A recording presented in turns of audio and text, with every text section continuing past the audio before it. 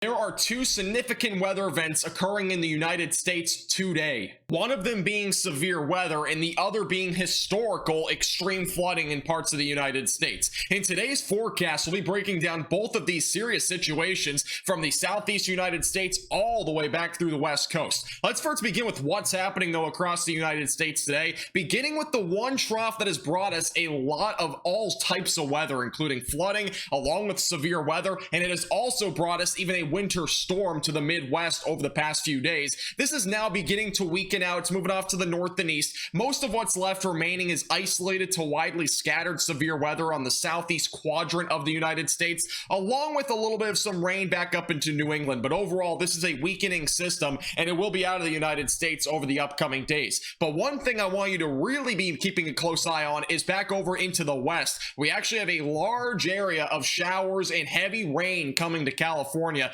This will be something that has really not happened that often here in California. We are talking historical rainfall for some areas on the west coast of California, and we could very well see upwards of a foot of rain in some spots over the next several days. But beginning with today, it's primarily going to start this morning with some showers and really some heavy rainfall across western California, back near Yuba City and Chico. Those areas will see some heavy rain this morning. By lunchtime, we're talking still about at least some light to moderate rain across the state, with some snow as well back over in the Sierra Nevada. That could actually accumulate upwards of 80 to 100 inches. I'm talking inches of snow, upwards of 100 inches in some of those mountains there in the Sierra Nevada over the next 7 days. Eventually going into Wednesday afternoon, another area of showers and heavy rainfall will move into California. Areas like San Francisco and Santa Rosa, those areas will begin to have some rain during the daytime hours even on Wednesday. Going to Thursday morning, still some scattered showers, but not nearly as widespread as what we'll see on Wednesday. And eventually going closer to the afternoon hours, we'll still really be with isolated activity for the rest of the day Thursday.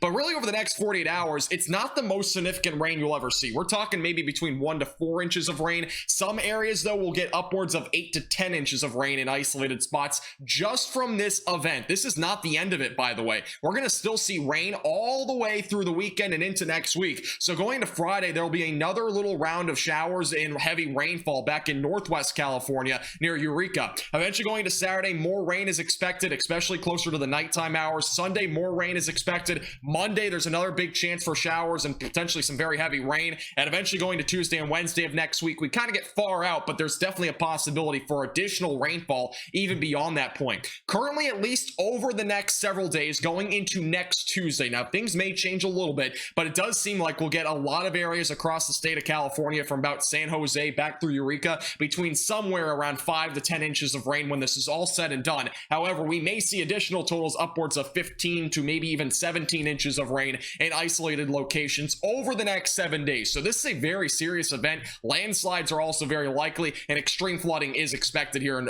portions of California. Now, when we talk snowfall totals, we are mentioning the possibility for upwards of 100 inches of snow when this is all said and done over the next 7 to 10 days. There are some areas in the Sierra Nevada that could very well see significant snowfall accumulation anywhere just west of Reno, again in the Sierra Nevada. So be mindful of that if you have any plans getting anywhere close there to the mountainous regions. Overall, the Weather Prediction Center has issued at least a moderate risk for flash flooding. This might get upgraded, but for right now, it is a moderate risk for flash flooding along the west coast of California. Most notable areas are near San Francisco back through Eureka. Now, going into the severe weather potential for the rest of the day today, there is a slight risk for severe weather. Does include Georgia as well as eastern Alabama and parts of Florida. The possibility for a couple of tornadoes does exist. We do have a 5% chance outlined right now from Georgia back through the panhandle of Florida, and there's still an isolated chance for a brief or weak tornado as far north as areas in North Carolina or extreme southern portions of Virginia this afternoon.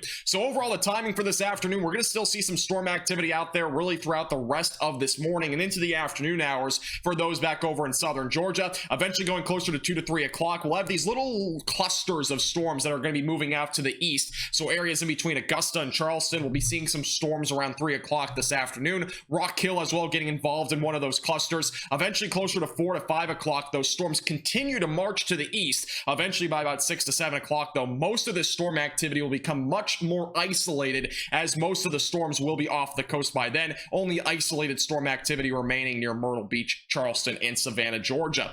Going over into the farther northern tier of this severe weather event, back over into North North Carolina. We'll have a little complex of storms throughout the rest of this morning and into the early afternoon hours. This might bring the potential for a few isolated severe storms with damaging winds and isolated brief tornado being the main concerns. Eventually going into the afternoon, though, most of these storms are going to weaken out with a very low chance of any severe weather remaining after 4 o'clock this afternoon, and eventually it'll be all drying out across the Carolinas and the Southeast going into the overnight hours Thursday. Make sure to like button down below, subscribe if you're new here as well. This forecast is brought to you by Platinum Contracting.